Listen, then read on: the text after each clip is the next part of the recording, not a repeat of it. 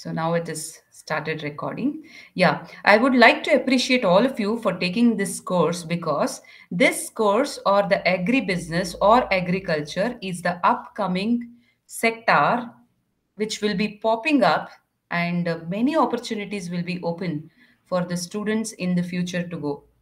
So I would like to appreciate for that because you have shown interest. Maybe like you are with the background of that, or you need this to teach. I don't know about the background of your career or what where you are your designation. So hope this is adding some benefit to you. Taking that into point, let me proceed with my presentation. I hope the slides are visible to you. Yeah. Yeah. Visible. So today we will be talking about agribusiness management and policy. Overall, in this course, we have three blocks as usual. I hope all of you have this material with you. Yeah. Okay, it is always better to have material when any counselor is talking about the subject because even you can run through when the counselor is going through the topics. You can run simultaneously with your material so that if you have any doubts in between, you can ask us and we can have a discussion. We are not telling that we are here to give lecture. I always tell my IGNO students that we are not here to give any lecture. We are here to, have a discussion. If you have any doubts on this, if you have gone through, it is always better to have previously. You should go through all these material and then come to the counseling class and have a discussion wherever you have any queries, any things. We can have a discussion. This is actually the real criteria or the real procedure of going through the counseling classes. I don't know how many of you have gone through the, hope you have gone through. Yeah. That's great then. So if that is the case, then we can quickly run because 2 hours for each block is not sufficient to run the entire course. So we will be going highlighting few things, and I will also tell you, give the tips on how you can attempt the answers or how you can make your answers very qualitative or give some weightage to your answer in the examination. Is that fine? So with that, we will be proceeding. The block consists of 5 units. So here I have displayed agribusiness. We will be giving an overview for agribusiness. Second unit talks about emerging trends in agriculture. Third is all about entrepreneurship. Fourth is farmer producer organization. And the fifth unit talks about business ethics, which is very, very must in any business. So let us start with the unit one, agribusiness, an overview. I hope all of you here know between difference between the agriculture and agribusiness. Can anybody throw a light on this? What is agribusiness? As I said, I need to have this session as a discussion one rather than only single one side presentation. Both side, ma'am. Yeah, we will be doing that. I just want to know what you know about agribusiness. What is agribusiness? Anybody? Try not to go with the textbook answers. I just want to know what you generally know about that, or if I throw this word agribusiness, what immediately comes to your mind?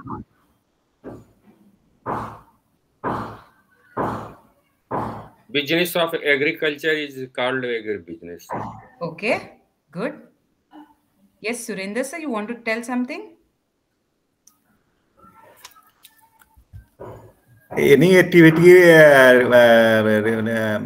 business related agriculture like supplying uh, food grains to or seeds to the farmers or so many uh, seeds etc. involve this business. That's Agriculture is great. directly involved to produce food grains from the field, that is the agriculture. But if you supply food grains from you take the food grains from the farmers and supply to the mandi or the related business, then that is for agri business.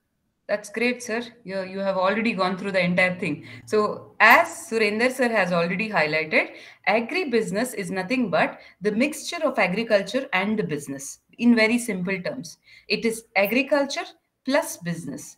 That means whatever you are producing or whatever you are harvesting through farms, that would be taken through the process of business. Now, what is business? Business is something where you buy and sell in a very simple term. Let me make it all the terms, terminologies. I will be going in a very simple term and simple examples will take up so that it will be very easy to understand.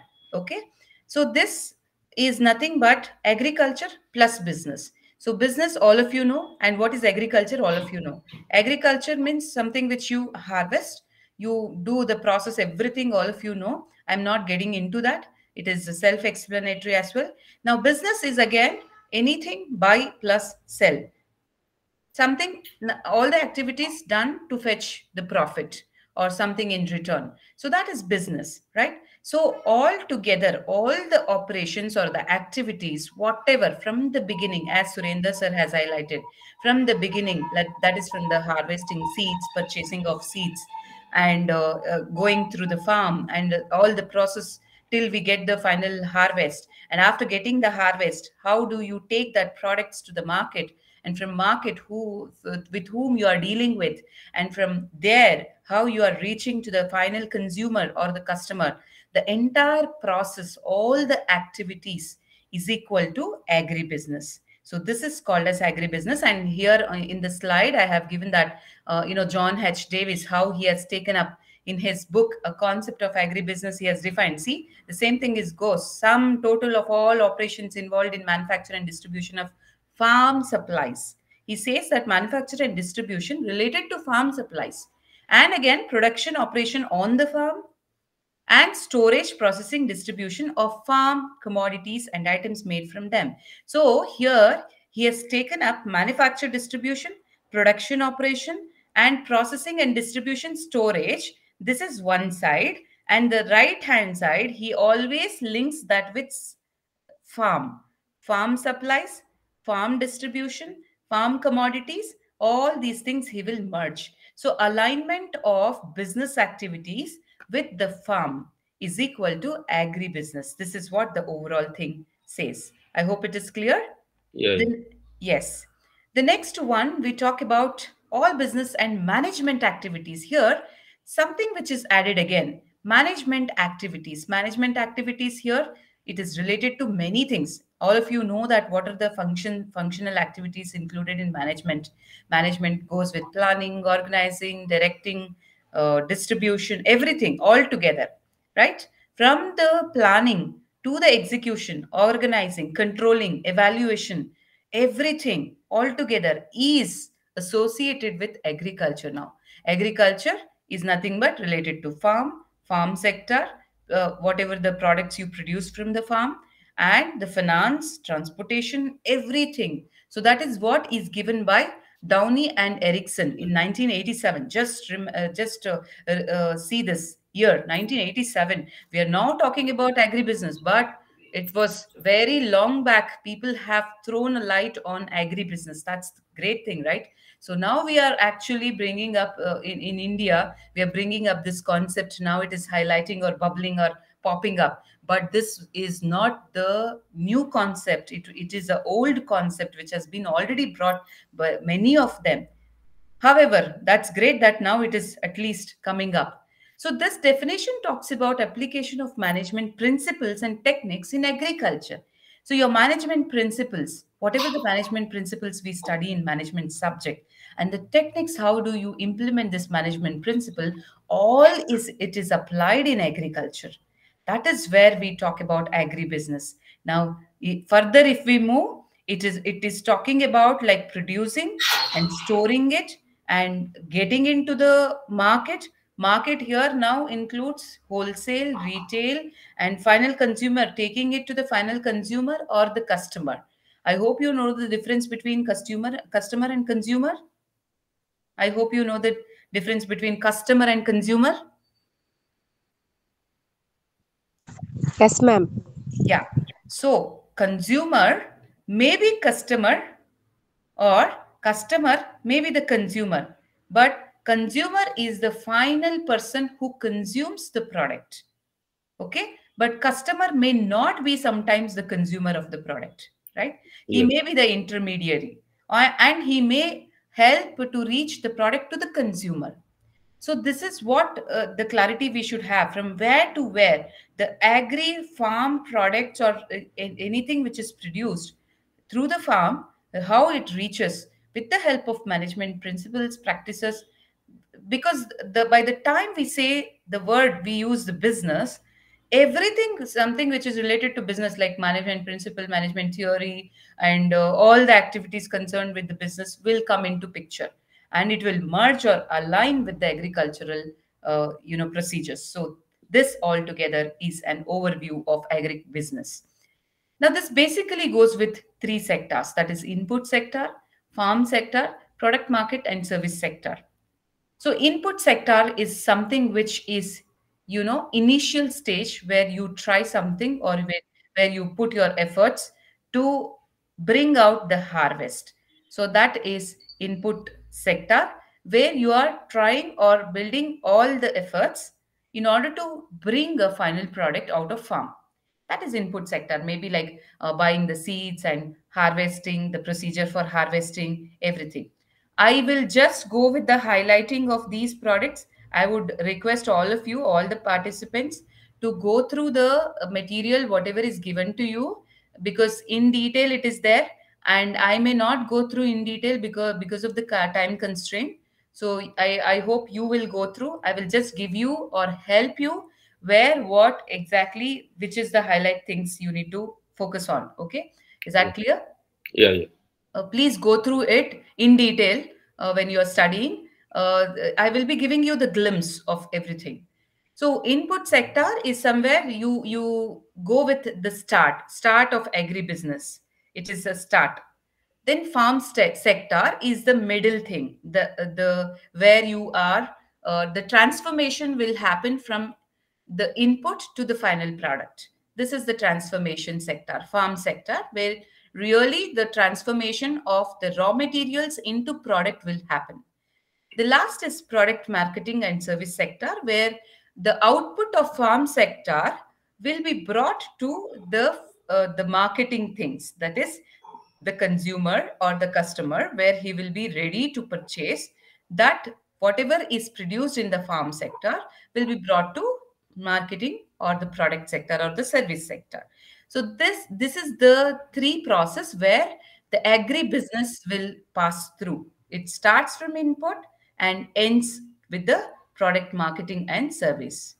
I would always suggest all the participants to come on time, because in between, if you join, I always need to get back to the things and give admit to each and every participant, and it will be a disturbance for the other participants who are on time. So I would always suggest and request all the participants to be on time to the classes. Okay, let us move. Now, the scope of agribusiness. Now, what do you mean by scope of agribusiness? Scope. What do you mean by scope? Scope means purview of agribusiness. Yes, it is a coverage. How far the agribusiness is spread out, or what is the boundary line? What and all the things would be covered within that, right? So that is scope of agribusiness. So as I've already told, it starts from input supply sector, farm production, then food processing. It goes on.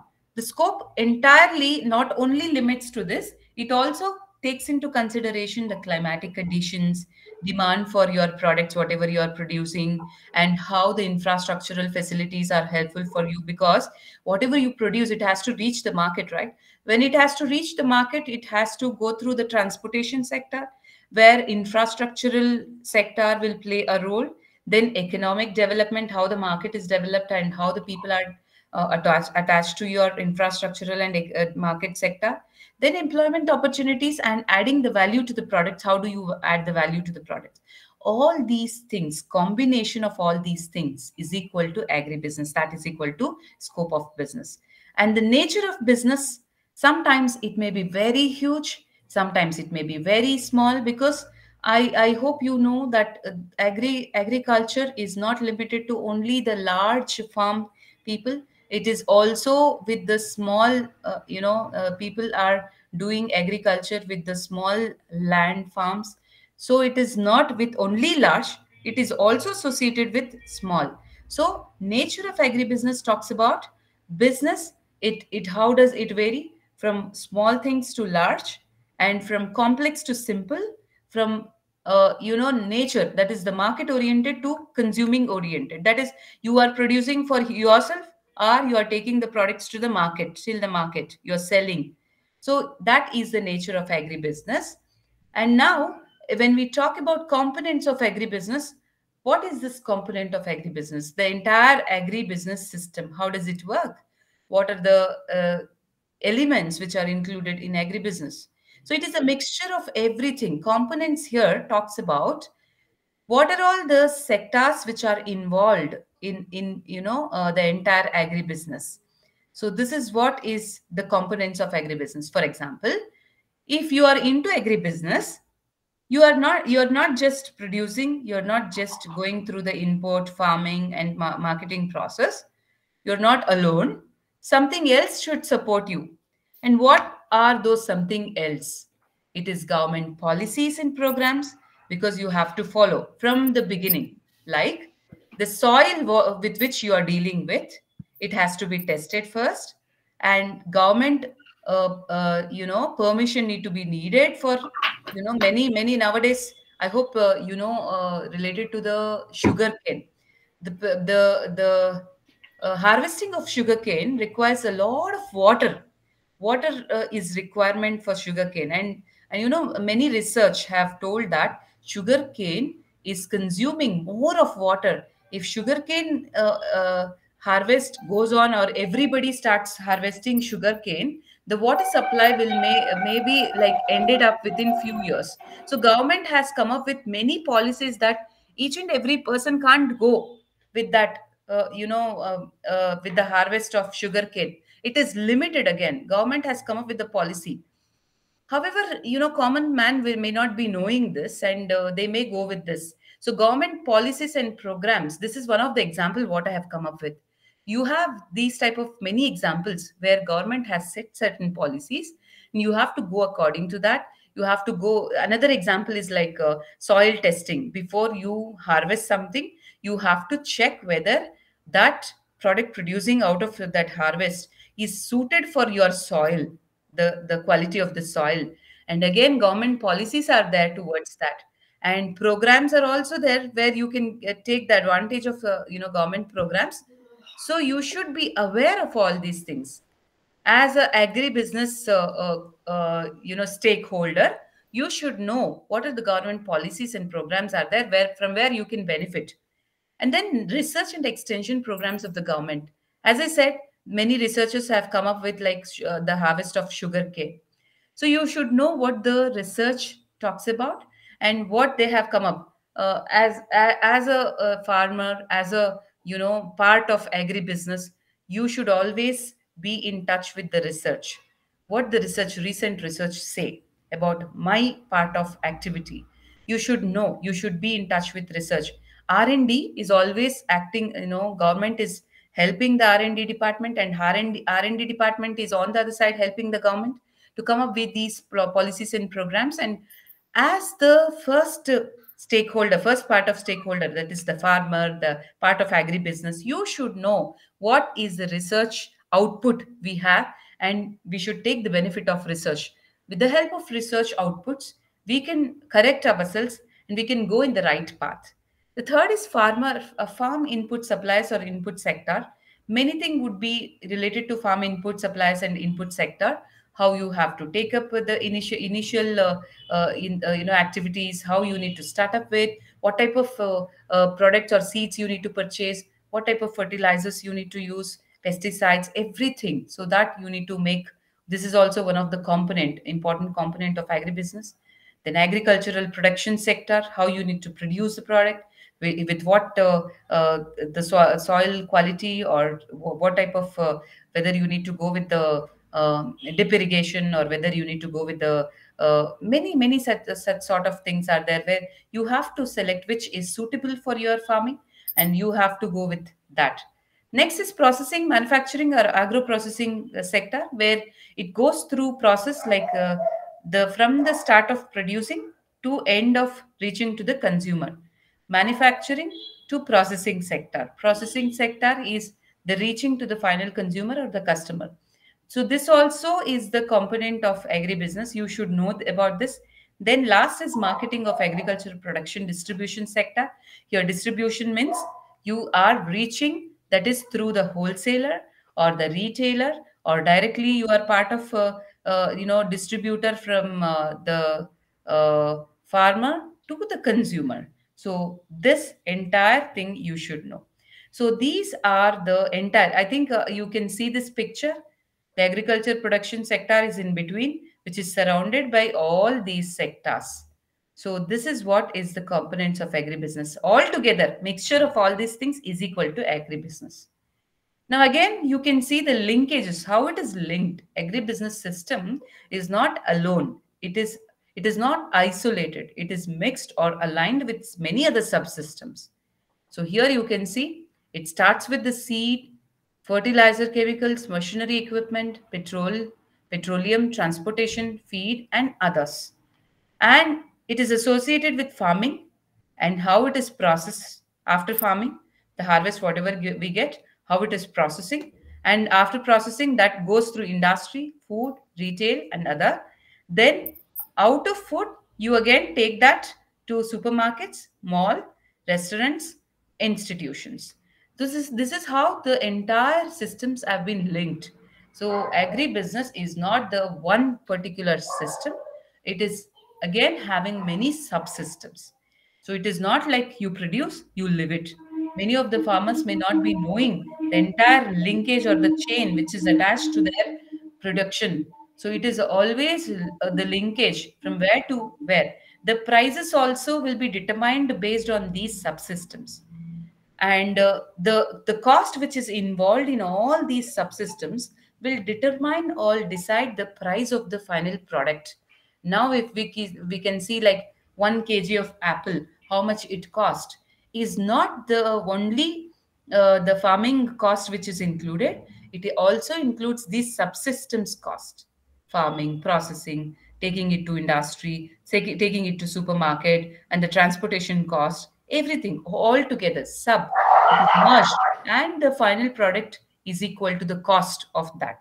So the cost of all these things will be the cost of the final product. I hope you are with me. It is clear? Yeah, yeah. Yeah. So how the things are changing over the period of time. There are so many dimensions where you can see that it is not now restricted to like farming and taking it to the APMC and getting it done with that. No, it is not only confined to that. We have so many other things. Like here, I have listed few: organized food retailing and value chain management, where you can go get into the retailing directly, or where you can get into value chain management through expansion of organized retail segment. So I have told you that you can link with wholesaler, or you can link with retailer, or you can link with organized retail segment, or you can link with unorganized retail segment. Where you can see that, for example, farmers will be linked with unorganized retail sectors. They will be telling that, no, I will take your products and I will sell it in the market. You can sell it to me. And there you may not be knowing what he is quoting for, the price, whatever he is quoting. It is not organized. It is not out of the government rules according to the prices which is prescribed by the government. That is unorganized one. Organized here is everything goes according to the laws which is given by the government policies, programs, whatever the fair price which is set by the government. So it is always better to go with the organized retail segment. I know that many farmers will not be aware of this, and it requires certain time for them, and they are not worried about this because they are very busy with the risk of, juggling with the risk which is involved in bringing out the product to the final market. I know this is a risky one, but unless and until you just get into these other part of agribusiness, it is not beneficial for the farmer. This is what they have to understand. Next is entry of global agribusiness firms. Let me tell you that whatever we produce here, the good quality of the products will be first of all exported. The rest of the things we will be given. I hope all of you know this, right? Yeah. The best products or the products with the good quality will be given for exporting. That is called talking about global agribusiness firms. So, global agribusiness firms will be there, or the corporates will be there to purchase all these products which are highly qualitative, and they will sell in the outer market globally. And you can see whenever, I hope if you have anybody visited, out of the nation, any other country, you can see that it will be exported or they will be importing from India. And we will be surprised to see that so nice quality which is produced in India is not available in India itself, right? Whatever we are getting is not that much, highly preserved or that type of quality. That's how it is, classified. And good qualities will be taken away and exported. And globally, you are taking the part of agribusiness. So that is one part. Initiatives and measures against possible negative impact of modern retailing and organized supply sector is again the part of organized food retailing. You have to see what are the different negative impacts on the modern retailing, how the farmers have been taken into as granted, and how they are cheated. They may not be knowing. You have to be aware, because farmers should have given awareness about this, how they would be taken into granted, or how they would be misleaded, how the prices have been quoted, which is not the right price. So they should be aware of all these things. So this is a different dimension where we have to look into. And another one dimension is contract farming. This is an old concept actually, contract farming. All of you know that we will be like, if we are not into the farming, we'll just give somebody, we'll ask them, we'll get into the contract, and we'll ask them to take over this farming activities on behalf of us. They will take care, and end of the day, they will submit all the, whatever the contract, according to the contract, whatever you have signed for, they will give that benefit. So this is not the new one, but there are different dimensions for this. Nowadays corporate people are coming forward and taking this contract farming. Now they are into this because the scope for organic products nowadays, what we are getting, that is pushing the corporates to get into this new dimension of agribusiness. They are into contract farming nowadays. The next is functioning of markets as per the State Agricultural Produce Market Regulation Act and the Agri Export Zone, that is AEZ. Here, as I've already told, the qualitative products will be exported. And when we are exporting this, we need to have this code. Now, what is that code? IEC code, that is import export code. When you have this code, you can export this, and as per the Agriculture and Processed Food Products Export Development Authority, that is APEDA, you will be registered under this, and you will be into part of this, that is exporting, that is functioning of markets. So you are again going into exporting. Earlier we were not knowing about this. Now the farmer can get into this. He can get the IEC code, and he can get the permission or registration from APEDA, and he can be part of global business. That is one new dimension of agribusiness. Last is agri processing, where you have agri clinics and agri business centers, which will always help. That is a part of government, which will, and again, a part of, NABARD will assist this ACABC, and will help the people how you can get into a modern farming technology, how the farmers can use the technology and how they can farm. India has been declared as one of the oldest country which is into the farming, that is agriculture, because most of them still are into agriculture. But the tragedy is that the new young people, instead of getting into this, they are coming out of it. They are coming into urban cities, and they're searching for the jobs, which is actually not fetching much income for them when compared to agribusiness. If they involve in modern farming technology and do something, That would be a great earning for them rather than getting into any company. So that is new dimension now, agro processing. And one thing is like these type of academic things, like IGNO has come up with very nice initiative where they have coming up with the curriculum that is agriculture, agri business, agri policies, everything they are bringing into a curriculum, and people are now getting awareness about how they can use new farming technology, how they are aware of these policies, everything. So this is one of the dimension. Again, the institutions are coming up with new things. That is one of the dimension. So this is all about unit 1, and I hope everything is clear. Any queries if you have, you can interrupt me. No, ma'am. Okay, that's great. I hope it is clear so far. Yes, ma'am. Yeah, yeah, yeah. Okay. Yes, ma'am. Yes, ma'am. Okay, that's great. So let us move into the unit 2, emerging trends in agriculture.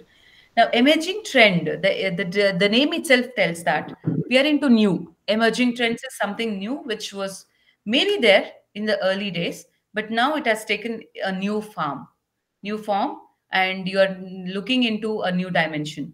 So that is where in maybe in the form of growing or maybe in form of agriculture part. So growing, when we talk about growing agricultural sector, the growing style itself is getting changed. Here, three things I have mentioned, that is livestock sector and along with horticulture sector and food grain sector. So this is the new dimension what we can see trends which has been increased. Life sector is now you can see e-commerce. E-commerce is getting into agriculture. That is sitting at home. You can get the products which are directly produced in the agriculture, that is from the farm directly to your home. This is what is the trend what you can see. So, livestock, people are now analyzing or realizing what is required day to day, what is required, so that they are producing it. What is the demand for the product, everyday product, that they are producing it rather than following the same old trend. My dada pardada, whatever they have grown, that only I will grow. No, that is changing nowadays. They are seeing the trend of the market, what is required every day for the consumer, and they are growing according to that. That is livestock sector. Horticulture, again, they are going with whatever is required. What do you mean by horticulture, first of all? Anybody here? Producing the foods products is called horticulture. Yeah. So what Producing the fruits fruits? Is that product. fruits? Yes, the fresh one. Now you can sit at home. You can, order online whatever you required, fresh from the farm. You can see many organizations have come up, many companies have come up that they say that it will directly from the farm to your house. So this is the trend, what is going on. So that is why it gives the rise for the growing of horticulture. So now people are getting into horticulture. Then again, food grains, millets, for example, millets, or the increasing demand for moving. People are moving more health conscious nowadays. So they are changing their food habits. All these things are forcing or inducing the farmers to get into increasing production of food grains. So again, we are getting back to the history, that it's moving back to the pavilion. So history is repeating. We are again going with the organic food. So the health conscious, what is it increasing is giving birth to organic products, and that organic products is giving birth to new trends of in farming, and that is a emerging trends you can see in the agriculture. Moving on to modern Indian agriculture, like the development of idle plant types varieties, development of improved crop production technology, intensive cropping means, what do you mean by intensive cropping? The following the crop rotation and relay cropping and mixed cropping. Correct. So earlier, as I said, you will be relying that what your father, great father and grandfather were following, same thing you would follow. Or in the village, whoever is doing that, the demand is more, you will follow that. That is not a trend now. They are now getting into different dimensions. with if the farmer is having 1 acre, at least 1 acre, with the minimum of 1 acre, he can earn maximum profit. So that is the trend now. And with the help of technology, and now farmers can sit at home and they can browse it, they can Google it. YouTube's, they have so many videos how they can come up with intensive cropping, and how they can convert the dry land into agriculture, how they can use the problematic and waste land into a producing land. So these are the different dimensions where you need to get into. So now you can see many farmers, like they are getting into this modern Indian agriculture, maintenance of soil health, because they are rotating the crop. Rotating the crop will always help the farmers to keep the quality of the soil. So you can have the soil health to be maintained. All these things are modern Indian agriculture where we are moving into. So this is the trend, what you can see. And we can also see the diversification happening in agriculture. It is talking about both the short term objectives of diversification and long term objectives of the diversification. Why we are going for diversification? We have two types of objectives, long term as well as short term. Now, short term, why we are moving for the diversification? What do you mean by diversification, first of all? What is diversification?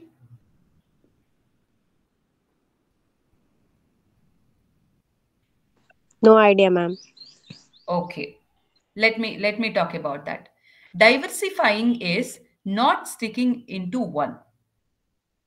On the other hand, let me tell you, not putting all your eggs in one basket. This is what is meaning, actually speaking, with a general example. If you put all your eggs in one basket, if you're carrying that, something happens to that basket. What happens to your eggs? They become damaged. All eggs will go at one event, yes or no? There is no scope for having one more option at all.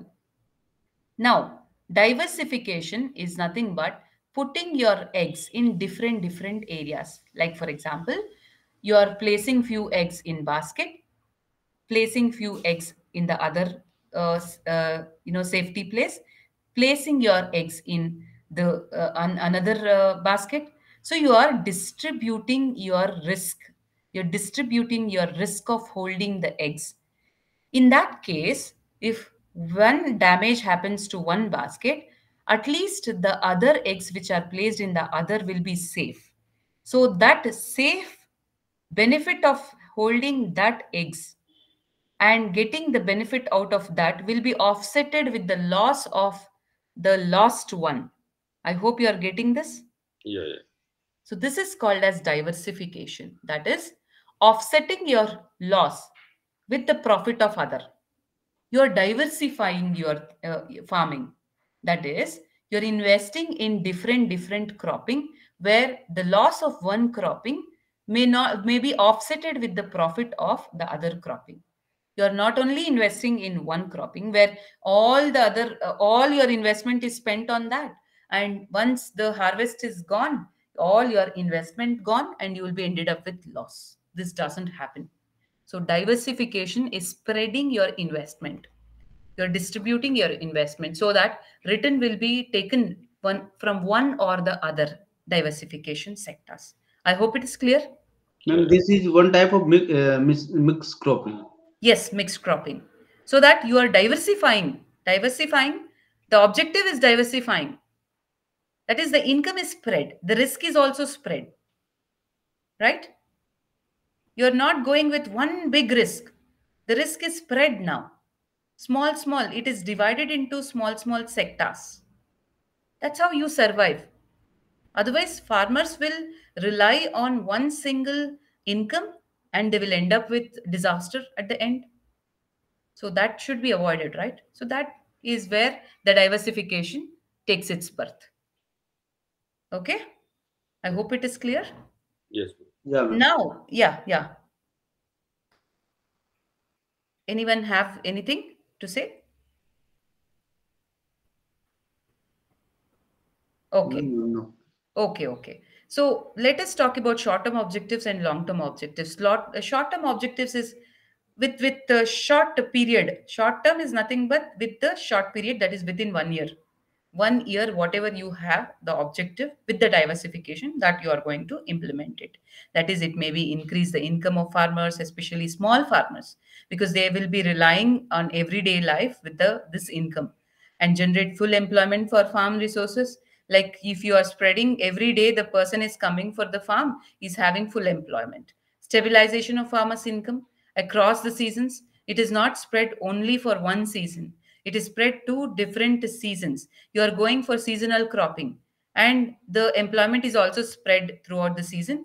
And once the employment is spread, the income is also spread. So these are the short term objectives of diversification. Now, long term objectives is nothing but the conservation of natural resources. Like for the long period, long term objective is nothing but the benefit is spread over for long period, not only for small period, that is for 1 year, within 1 year, not. It is not like that. It is spread throughout your life.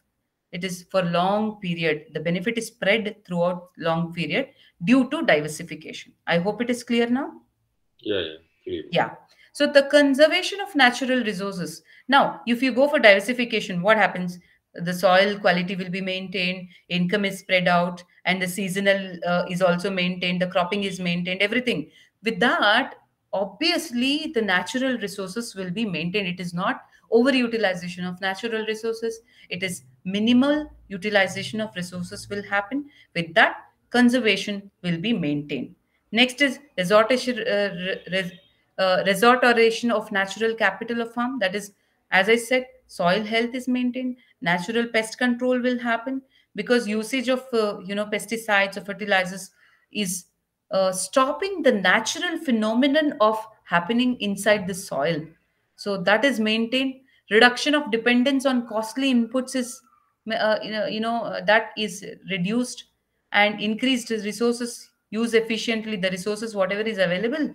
That is seasonalized, season wise. If you're going, for example, rainy season, which harvest you are supposed to put there, you're reducing the usage of water.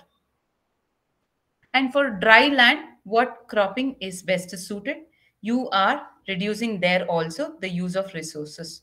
So this is how you're planning. Your planning will help you to maintain effective and efficient utilization of resources, and increase the resilience of our agricultural production system, reduce environmental impact. That is, if you go for like going according to the seasons, and going according to the soil quality, and going according to your own environmental factors, how the climatic condition is there in your part of a region, and going according to that, all these things will help you to have a reduction in the environmental impact. If it is high rain also, you have gone with such type of cropping where it doesn't have any effect. So this is how you are going to have a long-term objective, the evolution of more again winning systems of food production, without compromising to the long-term sustainability of agro ecosystem. That is, ecosystem is helping you, or the environmental factors also helping you with the diversification. So these are the long-term objectives you have. So overall, diversification will have impact on two things. That is, a shift from less profitable cropping to more profitable cropping, as I said. And the second thing is use of resources in diverse, but complementing to each other. One is complementing to other. Now, this season, if you are cropping this one particular crop, that will have a complement to the next cropping. That is the output which is left in the soil, the quality which is left in the soil will have a complement to the next cropping. In that way, you are going. So that is the overall benefit what you are getting out of diversification. Hope it is clear, all of you. Yeah. Yes. The next is scope for diversification in Indian agriculture. So this is nothing but nothing much to talk about this. It is known to you, scope for diversification, as we have already gone through diversification. So you go with according to the suitability of climatic condition and appropriate technology. As per the technology, you'll go with the diversification. So diversification is taken care with the help of climate and with the help of technology. And what are the ways of diversification? These are the different ways, the avenues, whatever you can see, the four avenues, what is available. Avenues is nothing but the different sources for where you can spread your diversification. Like, for example, pulses and oil seeds you can spread, food crops, horticulture, medical and aromatic plants. So you can spread your diversification, whichever is suitable for your farming, you can go accordingly. Yes, next is agriculture industry interface, where we are talking about the linkage or the alignment between agriculture and industry. How do you link? You can either link with the production, or you can go with the demand, or you can go with savings and investment linkage. These are the three ways. Like, only with the production you can have a linkage, or based on the demand. As I said, today many corporate people are planning for the agribusiness. Why? Because they can directly link their farming with the demand. Whatever the demand, everyday demand is there in the market, they will link that with the farming. This is how, that is called as demand linkage. Saving and investment linkage, how you can save if you're going for a long term cropping, how much profit you are there, how much risk is there, how much investment, that is ROE, return on investment. So you are talking in terms of financial aspects here. So production, demand, and production is quantitative wise you're going, demand is demand wise as per the demand you're producing, saving is as per the financial terms you're linking. So these are the three linkages between agriculture and industry, what is happening.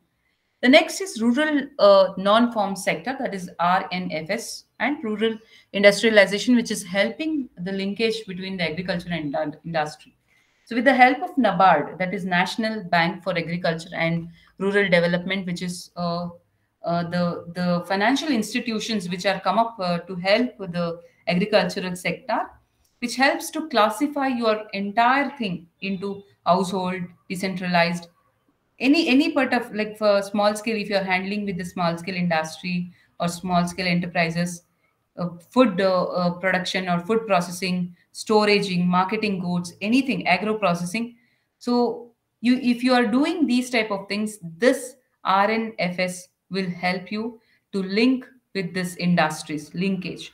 So you can take the help of this NABARD, and with the RNF you can link with your agricultural thing with the industry. And this will go with three things, that is production, employment, and export. Either you can come up with the production, either you can go with the employment opportunities, giving more employment to the people who are looking for, and or you can contribute to economic development of the country through export. Three things the RNFS is helping and contributing to Indian economy. So this is how it goes with industry in interface. Now, the types of rural industry. This is also known to you. Not much to talk about this. Types of rural industry. I need not get into what is cottage industry. I hope we shall not spend much time on what is cottage industry, agro-based industry. I hope you are clear with this, because I hope this is we should not spend much time on what is cottage industry, what is agro-based industry. Is it clear, all of Yeah. you? Yeah. Yeah. So rural industries basically go with these three types: cottage industry, agro-based industry, small-scale industry, where you can see many of upcoming agricultural people are getting into this. They are merging with industry, and they are part of this industry, rural industry, cottage, by coming up with cottage, agro-based, whatever they are producing, they are getting into the industry directly. They are supplying, because many of the farmers are becoming the suppliers of many industries. Raw materials will be directly supplied from the farm through this farmers. That is how they are taking part in rural industry. So next is suggested areas for rural industry is, apart from this cottage, agro-based, small scale, they can either get into processing of agricultural produce, and byproducts they can come up with, not direct products, byproducts they can come up with. That is not the main raw material, but the supplementary of raw materials they can come up with, or the substitutes or the byproducts. And development of village handicrafts and cottage industry.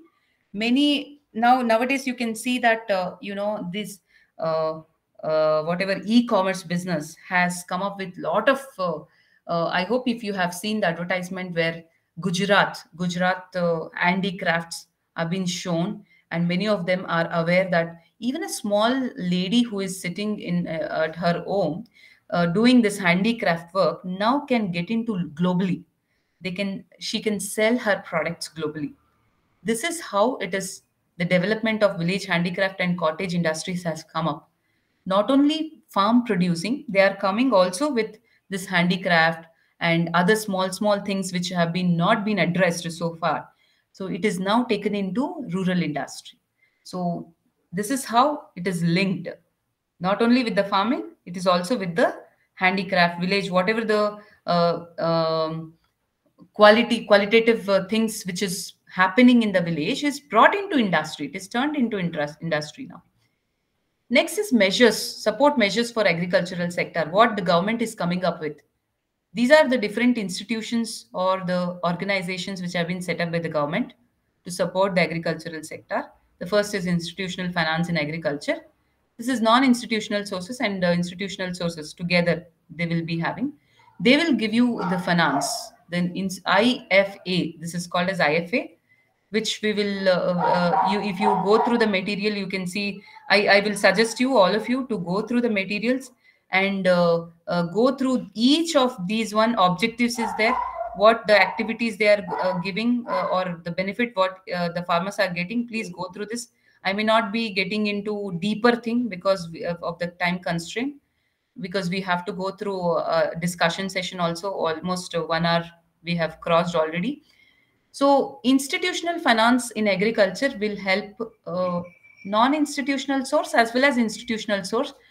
Directly you can approach for the finance, and may not be like indirectly you can sometimes you can either go with the small non-institutional source and they will directly take you to institutional finance in agriculture. So it is directly related, indirectly related as well.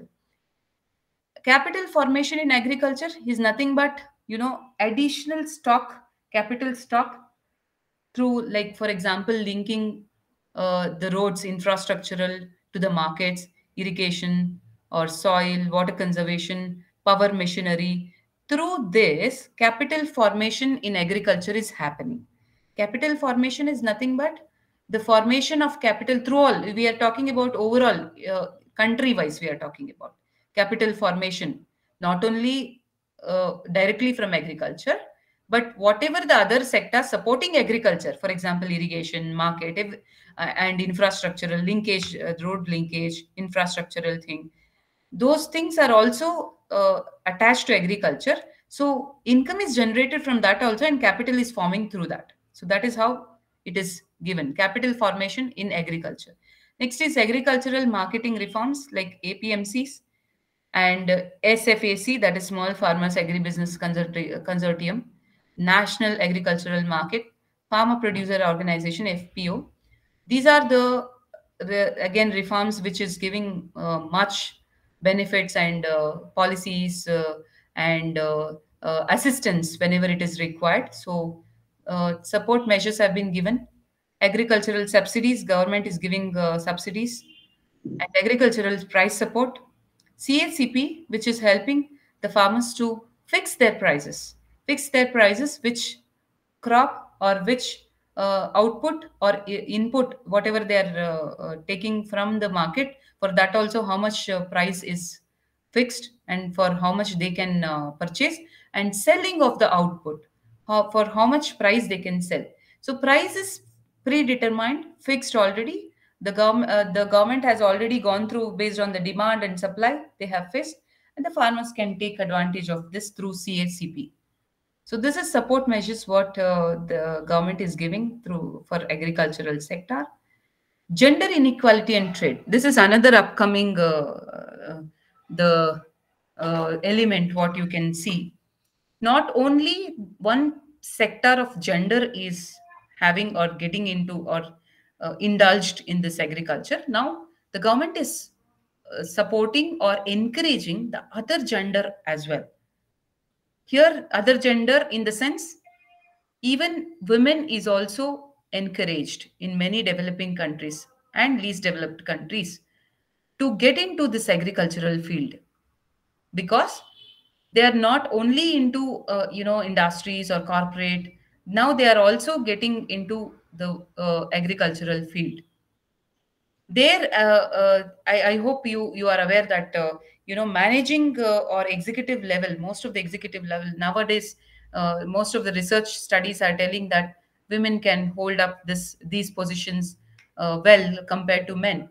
There is no gender discrimination here. Please don't take it otherwise. No defending. I'm just telling, going with the research, what is given.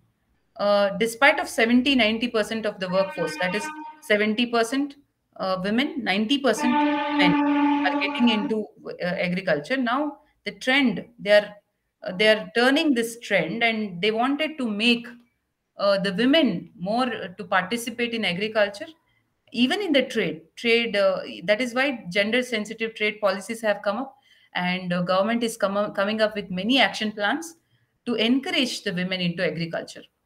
And the other part is information and communication technology. ICT is playing a very, very crucial role in bringing up or creating the awareness in the the business as well as the agriculture both, and combination of agribusiness. The ICT is giving much help. That is where we can see that today the whatever the products produced in the farm is directly, without any effort, is reaching to the final consumer. That is with the help of whom? That is with the help of ICT. ICT only, we are into that. Quickly we are getting the products, organic products especially, and we can see that how much it is produced, at what cost it is produced, and we are getting at what cost. This is also, we are aware of this only because of ICT. So this is the role of ICT, that is information and communication technology. Now, I hope it is clear with the unit 2. Yes, ma'am. Let's move on quickly to unit 3, that is entrepreneurial development. Now, we need to know what is entrepreneur. Who is called as an entrepreneur? Anybody? Entrepreneur? I have displayed in the slide. You can just go through also.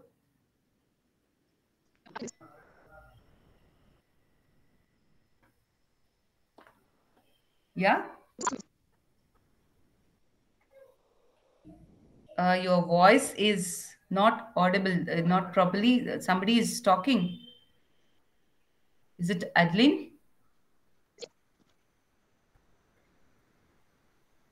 Some network issues. We are not able to hear you. It's okay. Now let us get back. Again, I think network issues. You are not audible properly. Okay, let us get into. Now, we are talking about agriculture, agribusiness. Now, where does this entrepreneurship has come into pitch? Any link between agribusiness and entrepreneur? Anybody?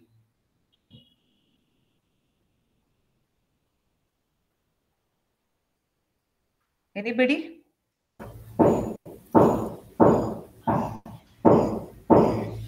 What is the relationship between agribusiness and entrepreneur?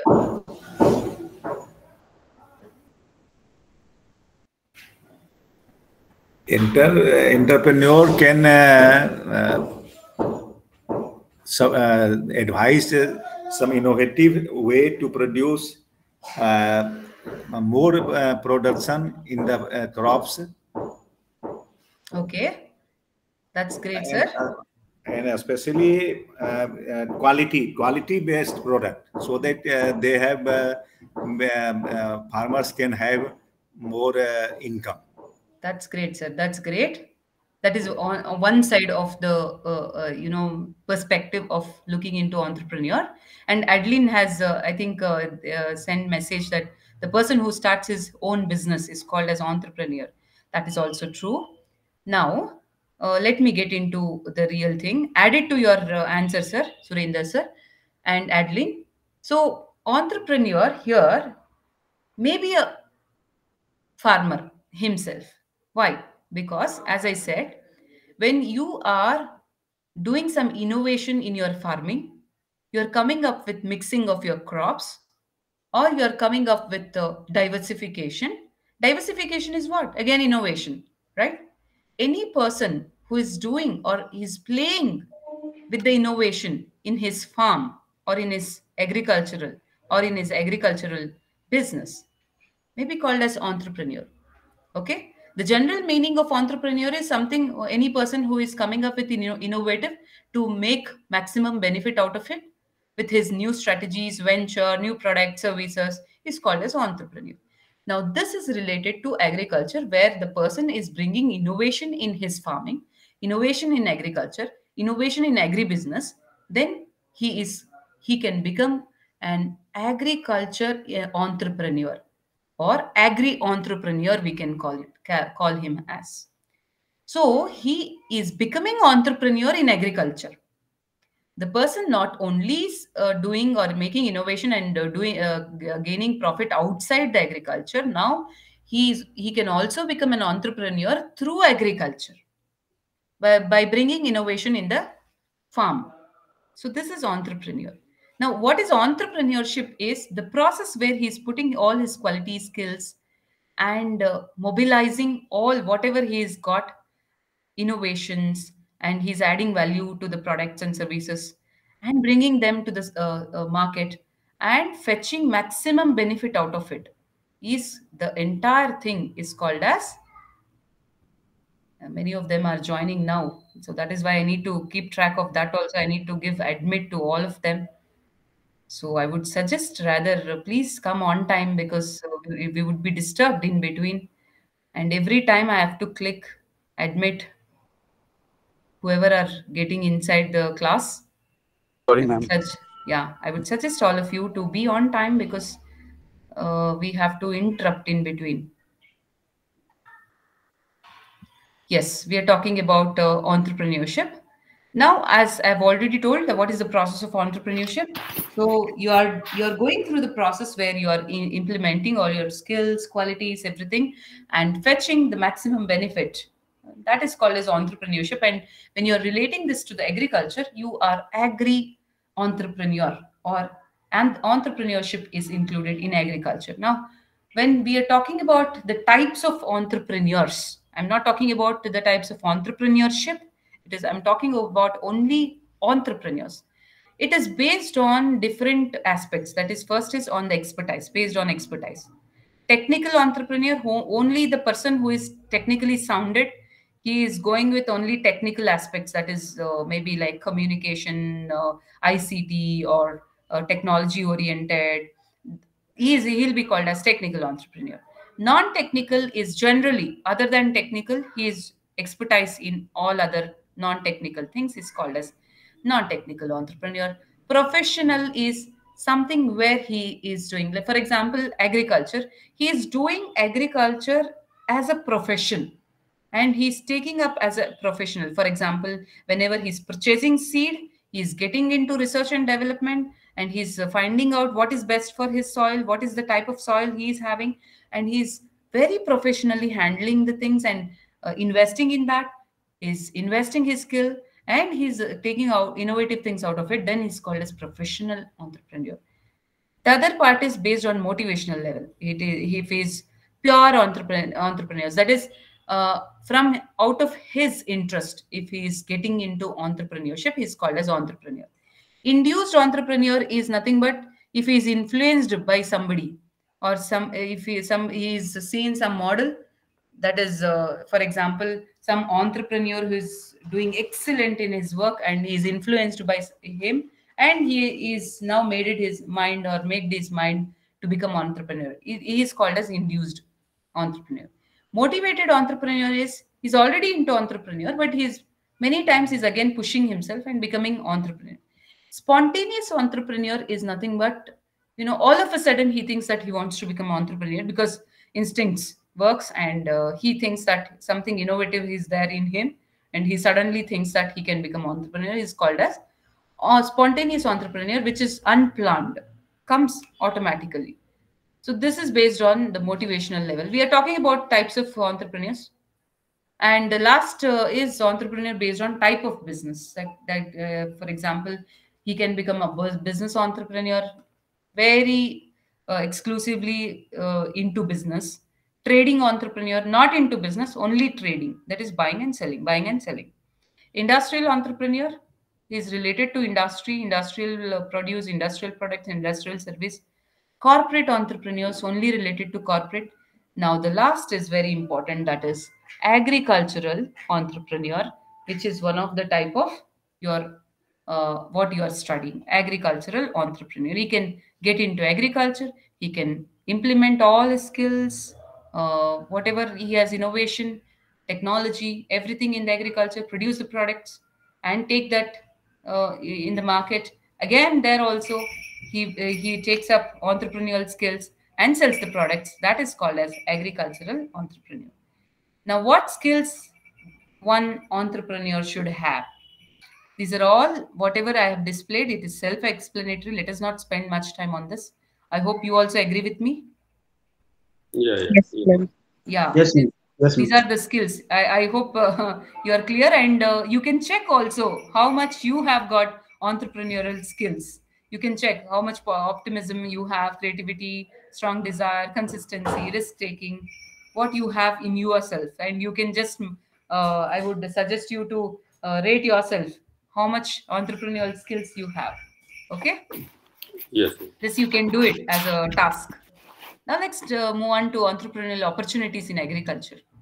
Now we have, as we have already discussed, one is diversification, and second is organic farming. You can exclusively getting into organic farming.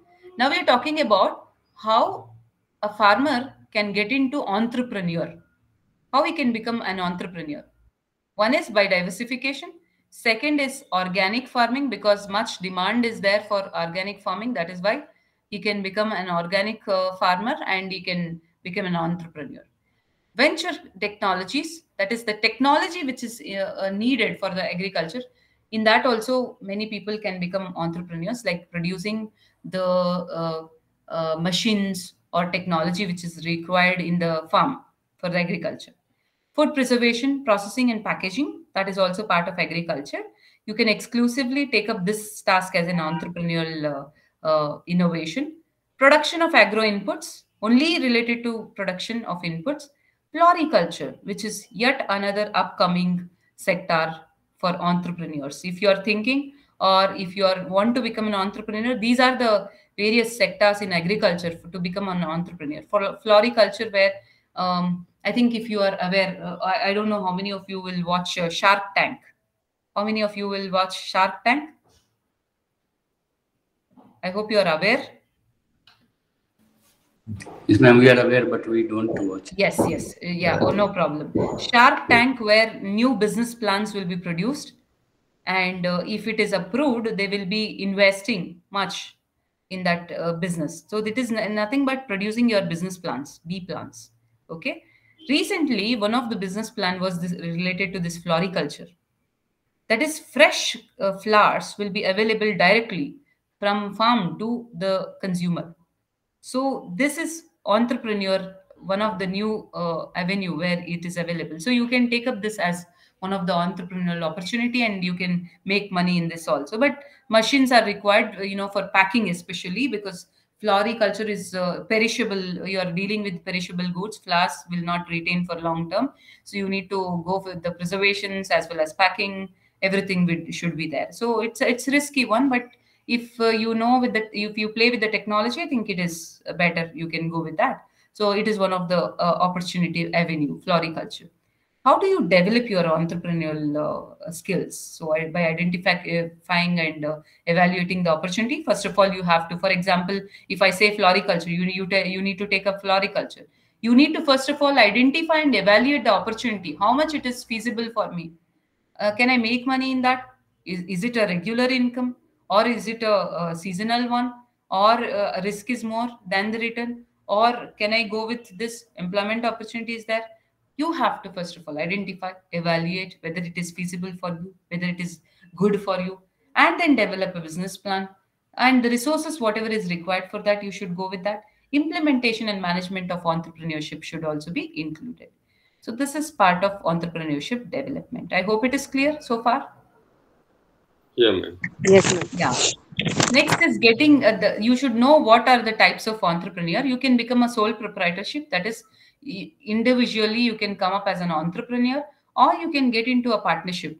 You can get into a different person. For example, you harvest and you get into the partnership of a person who is having a storing business, that is storing, preservation, warehousing, entrepreneur. You can get into these two and you can have a link so that you can play a win-win situation. Both are also benefited.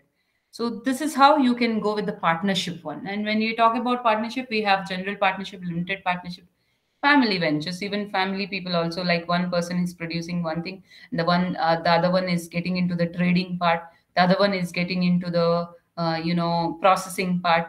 So in this way also you can get partnership. So you can get solely also and be with the partnership also. Two ways are there getting into entrepreneurship. Corporate entrepreneurship we were talking about, where the innovation exists within the company. You are taking the support of employees, and you are encouraging each employee to come up with the innovation, and you are going with the corporate entrepreneurship, where we have different types, that is administrative, opportunistic, acquisitive, imitative, incubative. I suggest all of you to please get into this with your material. I can't deeply get into all these different types. Very quickly I can tell that, for example, imitative entrepreneurship is nothing but when you imitate or make the duplication of any other product which is already available in the market. You can see that, for example, Fair and Lovely, you can see in the urban area, the spelling will be same. It is a right product, but in the rural area, if you find some spelling mistake will be there. The product packing is same color, everything is same, the same picture is available, but the spelling will be different. So you are imitating, you're coming up with imitation. The next example is like China products. You're imitating China product and bringing as made in India. So this is imitative entrepreneurship. You are copying somebody's idea and coming up as an entrepreneur. That is imitative product. So like that, incubative is something which is coming as a new one. Incubative is bringing up as a new baby. So new product into the market who has not done, anybody has not introduced. I hope the other things you go through quickly through your material. Okay. Yeah. Yeah. Preparation of business plan. Now I was talking about business plan. When you want to become entrepreneur, first of all, what is the requisition? You have to first of all prepare your business plan. Now what are the composition or the components of business plan? You should first of all do all these preliminary work if you want to prepare a business plan. Executive summary you should prepare. What is this executive summary? You should know what you are into, which plan, what does it fetch, where you have to, whether you are into product, whether you are into service, which type of business is that, whether it is a full-time business, whether it is a part-time business, whether it is a supplementary business, whether it is what time, imitative product, whichever is that. So first of all, you should prepare an executive summary, entire summary, like an abstract. It should talk about few lines, should talk about your entire business. Okay. Vision. You should have a vision, like for what purpose you are setting up this business. That is called as vision. You're visionary, forward thinking, what it has been set up, what type of product and service you're dealing with. Your business plan should also comprise this. Next, product and competitive analysis, into which market you are getting into, what is the competition, what is the analysis you have done related to market and competition. Next, marketing strategy, how you are taking your product or service to the market. What are the strategies you are implementing to sell your product? Production and operation, how you are producing, how you are operating, day-to-day affairs, how you are dealing with. Finance, how much money with you are starting with your business, how much is required, how much you are putting from your pocket, how much you are taking from other source, how much you are raising from public, how much you are taking as a debt from the government, so how much you needed, so all related finance, how much you need to spend on missions, on employment, everything. So you should have a plan or a clear cut idea about the finance. Organization and management, where you are starting, do you need any physical existence, or you are going virtually, or how much management you need to have, support management, how many employees you need to have, how much functions it is divided, is it having a proper management function like planning, organizing team, then setting up of controlling team, or you should have a production team, HR team, finance team, marketing team, what type of team you should have. entire thing you should start. Imagine, sit, plan, execution part, everything you should bring it in a blueprint. This is called as a blueprint. So your entire business should be in a form of blueprint, in form of executive summary, vision, products, market, strategy, production, finance, organization, and management. If this is done, your business plan is ready and you can take up anywhere. You can submit even in the government office. If you want to you are availing for the finance, you can produce your business plan. They, of course, they will ask for your business plan if you have a startup idea, or if you are looking forward for any entrepreneurship. You should first of all make in India anything. For example, nowadays we have so many things: make in India, smart India, startup India. So for anything, this is the base. You should go with business plan. You should start up with your business plan. If it is related to agri business entrepreneur, you should have which cropping you are getting into, and how your what is your vision, what your products and services you are bringing up into the market, what is the strategy, how you are producing it, what is the operation, how much finance you require from what you are supplying from your side, and what is required from the government. Everything you should prepare. That is the blueprint. This is how one business plan is prepared, and this is the steps you need to follow when you want to set up an enterprise. That is, if you are going with MSME, first of all, you have to project selection should happen, which project you are get best into, and technology and machinery which is used for that you have to select.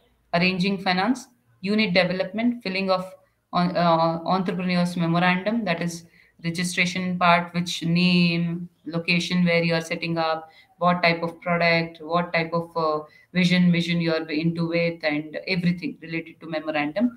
Approvals, whether you have NOC and government has approved for that. Clearance certificates, if you are taking anything from the bank, clearance certificate, or anything from the industry, clearance certificate. Quality certification should be there, that is ISI mark should be there for any product or service you are producing. So these are the steps you need to follow when you want to start up any enterprises. I hope it is clear with the unit 3. Yes, ma'am. Yes, let's quickly get into farmer producer organizations. Nothing much here. So it talks about only FPOs, that is farmer producer organization and cooperatives, where government has less control over this, but cooperative institutions will have more control. That is state controlled will be having rather than central control, because each state will have its own FPOs. So any farmer who is doing agribusiness or agri entrepreneurship will come under this, and they can have a benefit of all these things. So I would suggest all of you to go through this concepts of FPOs. Let me not get into what is FPO, that is producer organizer, farmer producer organizer, producer company. Please get into this and study. These are the definitions what I have given here. Let us not get into that because we are very close to the end of the time. I hope you agree with me, Yes, ma'am. because I want you, I want to give some tips on how you can write your exam and answer the questions also. So let me get into that quickly once if I'm done with this. So role of central government institutions in supporting FPOs. Many governmental setups, central setups and state government setup is also there. As I said, here I have listed few, and you can from your whatever the material available with you, you just go through what are these central and state institutions will do. As I said, we have a minimum price which has been set up by the government, central government also, state government also. So that is called as minimum support price. That is MSP. MSP always comes up with the price based on demand and supply, and which help the farmer to set up their own price. They need not wonder or here and there search for the pricing. They can refer this. They can go with that. But the only thing is they are not aware of all these things. Farmers are not aware of all these things, like what the role of central government and state government are playing in supporting their produce, whatever they produce. So first of all, they should be aware of this. I can see that many of them many of the participants are entering at this stage where we are end of the closure. It's almost 1.5 hour. Now many of them are entering the class. Kindly request all the participants to be on time. Please don't come for the sake of attendance, because there's nothing to do with attendance. It is just the learning thing what you should have from this sessions. Yes, these are the things this I've listed. Process of promotion and development of FPO. Please go with this. First of all, cluster identification. Cluster identification is nothing but the group identification. Then diagnose your studies, what is necessary, why it is done. Then feasibility. What is the feasibility? That is how much flexibly you can work with. Baseline assessment, business planning, resource mobilization, these things, assessment and auditing. This is all the process which is involved in promotion and development of FPOs. Next is FPO model. You should know about financial services for FPO, how much finance is required, financial services, what is available from state and central, input supply services, procurement and package services, marketing, different services, insurance, technical. Many of the farmers are not knowing about insurance services which is provided given by government. Many of them are not aware of even with the climate insurance. I hope few are aware of that climate insurance which is given by government. Yeah, ma'am. Yeah, you can take up climate insurance where if any crop is affected due to climatic changes or heavy rainfall or floods or drought, you can claim for insurance and get a minimum amount of compensation. So that many of the farmers are not aware and they are still in the risk, and you can see many of the farmers are suiciding. That should not be there. That is why this many of the institutions have come up introducing in the curriculum, creating awareness. That's a great initiative taken by. Now this is the structure of FPOs. How does it go? The FPOs, that is farmers producer organizations, will work like this. They have a general body, executive body with the two representation, and board of directors will be there, BODs, followed by chief executive officer. FPO staff will work under chief officers, and local resource persons will be there under FPO staffing. And the planning, implementation, and monitoring will happen between the board of directors, chief executive officer, and FPO staffing. These three sector of people will work on planning, implementation, and monitoring about the farmers producer thing, like how which type of you can just visit FPOs in your state, whichever very closer to you, and practically know about how does it work, structure of FPOs, and why we need this FPOs. The next one, general requirements they have given in your whatever the material they have given. General requirements, need of FPOs. Why we need? First of all, to increase the economies of the scale. Economy of the scale means higher the income, higher the profit, higher will be the contribution to economic development of the country. So higher per capita income, everything. So you are increasing your scale of economy. Capacity building and improved access to extension services can be provided with the FPOs. Better market linkage will be provided and information is supplied. For example, I said that pricing, how much price you have to charge for your produce. So that can be taken with the help of FPOs. Better income can be earned with the value addition.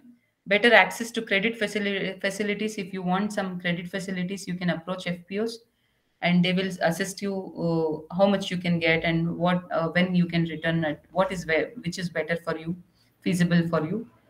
And you can also take FPO's help for mitigating your risk, bargaining power, and also you can increase your capital. Then again, for the security purpose, increased food and nutritional security, they will suggest you on these also. So that is why there is a need for FPOs. This is the forward and backward linkage of FPOs. This is available in your material as well. So just go through this. This chart will help explain what is the linkage a farmer will have with FPOs. So FPOs, for example, the left hand side of your slide will talk about backward, right hand will talk about forward. That is What FPOs can help you in these type of things? Backward is organic farm produce. Farmers can have help with organic farm produce. NABARD and SFAs will help in credit and policy. That is backward facility. Backup. You have backup facility. Capital and technical help will be promoted by promoting institutions. Fertilizers will be given by IFFCOs. Farm inputs will be taken care with the help of wholesalers. Line departments will help you to take the inputs through government schemes, and technical support will be provided by line departments. This is the backward support or linkage by FPOs.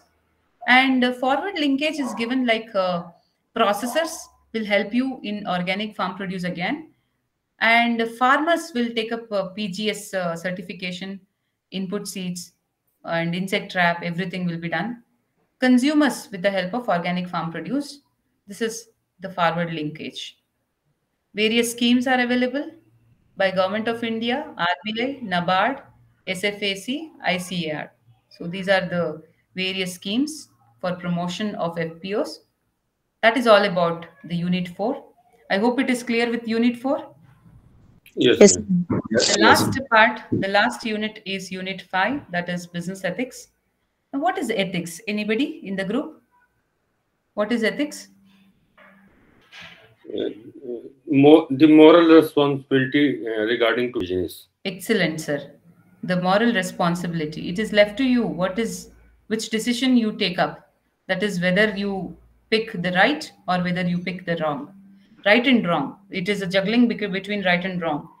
So ethics for one may be unethical for other. So here, that is why we say picking up with right and wrong. Moral or the beliefs or the principles what you follow, and even when this is followed in business, it is called as business ethics. And this ethics is spread over different functional areas of business. That is, what are the different functional areas we have in business? We have marketing, we have finance, we have production, we have HR. And this ethics, when it is followed in different functional areas, it is ethics in business functional areas. That is, when when you are selling your product, advertisement what you are showing in the media, it should not mislead, it should not give fake information. Then you are following ethics in marketing. Now finance, when you are not window dressing, when you are giving transparency in your accountability and responsibility in transparency, that is in annual report, in financial statements, you are very transparent, then you are following ethics in finance. Ethics in production, when you are not using raw materials which are harmful for the production of the product, then you are following ethics in production. Ethics in HR, that is, you are recruiting the right person at the right time for the right job, not getting influenced with any other thing. Then you are following ethics in HR. I hope it is clear with the simple examples. Yes, ma'am. Yes. Yeah. Yeah. So you can get into the material for more information. I'm just going with that. The next thing is CSR, which is called as corporate social responsibility. I hope all of you are aware of this CSR. Yeah, ma'am. Yes. Corporate social responsibility is something the corporates are responsible for the society. That means they always take from the society resources, manpower, natural resources, everything, what they will give in return.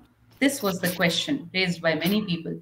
And that is where the New Companies Act of 2013 came up with the mandatory rules for every corporate citizen to go with CSR activity if they are going up with their turnover, profit, and sales with the prescribed limitation. If they cross, they have to spend 2% of their average preceding profit of 3 years, preceding years of their average profit need to be spent for CSR activities.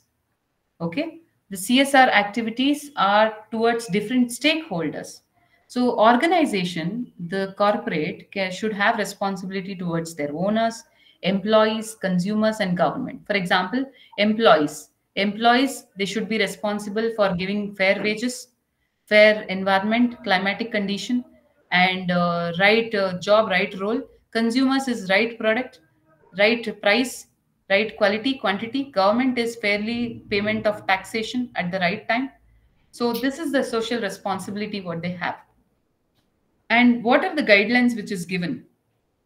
So they should function ethically, respect for workers' rights and welfare, human rights, environment. That is, whatever they produce a product that should be environmental free. That is maintaining the ecological balance, and should have an inclusive development. Overall, everybody should develop with that. That is called as entirely. I am giving the glimpse of CSR. Okay, you can just get into the material and you can have more about this. I have told about Companies Act, what they have mandatory prescription also, right? You please get into that. Now let's move on to corporate governance. Corporate governance is nothing but the rules and responsibilities, or the set principles which is given by certain regulatory authorities where corporates should follow, must follow, which is again given by different committees like Sir Adrian Cadbury Committee, Richard Greenbrier, or Sarbanes Oxley. This is at international level, that is world over. When we talk about India, we talk about different committees like Kumar Mangalam Birla Committee, Naresh Chandra Committee, Narayan Murthy Committee. What is these committees are all about? Whether it is international, whether it is India, these are the committees which are being given authority to suggest certain recommendations. In your block, if you go through, they will give certain recommendations, each committee. Recommendations on what? Recommendations are nothing but the rules and regulations which any corporate should follow. For example, if you are fixing the remuneration, separate remuneration committee should be formed, and they have to fix according to the performance. Sir Adrian Cadbury Committee says that pay for performance is the policy which is given by Cadbury Committee. It suggests any corporation to go with pay for performance. Don't give, if person is sitting idle, don't pay for him. If he performs well, then only pay for him. That is one of the example what I'm giving, the rules and regulations. Likewise, many rules in the organization, for example, setting up of the auditor, appointment of auditor, then presenting of your financial statements, then following the accounting standards, IFRS or Indian accounting standards. Like these, many examples are there where rules are already prescribed by these committees and the organizations are supposed to follow it. So this is corporate governance. Hope it is clear. Yes. Yeah. In that corporate governance, one of the upcoming or buzzing word is whistleblowing policy. I hope if you are aware, like in the media, that is newspapers, we have heard that Infosys, one person has whistleblowed. That means what? Any person who is coming publicly and complaining about the company in which he was working, maybe if he is an ex-employee, or if he is complaining, if he is working in the company currently, he can come up and bring out the manipulation or the fraudulent activities which is happening in the company to the public. This is called as whistleblowing policy. Nowadays, they have made mandatory that companies should come up with this, encourage employees to come up with this whistleblowing policy. Earlier, employees were afraid of bringing this, like bringing the manipulation which is happening in the company, insider trading, or example, insider trading, anything related to that. They were not comfortable to bring out these things out because they were afraid of their security, job security. But now corporate governance has made assured them that they will not be thrown out of the job if they come up with this whistleblowing policy. So that is where they have made encouragement and policies have been set up. Even you can find this whistleblowing, which is otherwise called as vigilance mechanism, in annual reports of any company. You can see this. Okay, that is called as whistleblowing policy, which is part of, again, corporate governance. Hope it is clear. Yes. Yes, ma'am. This is all about corporate governance thing, and we end up our last unit, business and ethics. Now, anybody, anything? I hope it is clear. All the units are clear. All of you. Yes, ma'am. Yes, ma'am. Actually speaking, as I've already told in my start of the initial class, that counselors here not to lecture about this, but however we end up lecturing these things, we're not supposed to lecture like this the entire class and taking up all the things. It is actually the discussion class. You should be prepared with the topics, and we have to discuss on each and every topic. But I can understand that many of you are working and have not much with the time management is not possible for you to go through the entire thing. So that is why we feel concerned and we come up with this lecture, though we are not supposed to do this. And I wish all the very best for all of you, though we have another sessions coming up at 11:30. But please go through the materials line by line, sentence by sentence. Don't skip. If you are lagging with the time, uh, I hope my session will help you. And each unit, after each unit, you have let's sum up segment. Please go through that. If you don't have much time, if you're lagging with time, if any unit is left over, please read at least that let's sum up so that you can cover that topic also. You should not leave any answers or questions unanswered in the examination. You should write at least whatever you know to that related to Thank, that.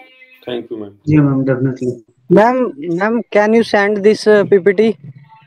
Definitely, sir. I will share. It is nothing innovative. Is all which we have got from the material which is given from IGNO. Even I hope you have got that material. But it's fine. I will share. You can collect it from IGNO Center. Okay. I'll be sharing with Shanmugan, sir. Ma'am, will you share online because my regional center is Karnal, ma'am, Haryana. Yeah, they will share, sir. They will share through email. Ma'am, can you share as a WhatsApp as a mail ID? Okay, sir. Fine. So your mail ID is available with me. I think I'll get the mail ID in through my Uh, mail, IGNO mail. We will be having your details. Okay, I'll share, sir. Okay, ma'am. Okay. Thank you, ma'am.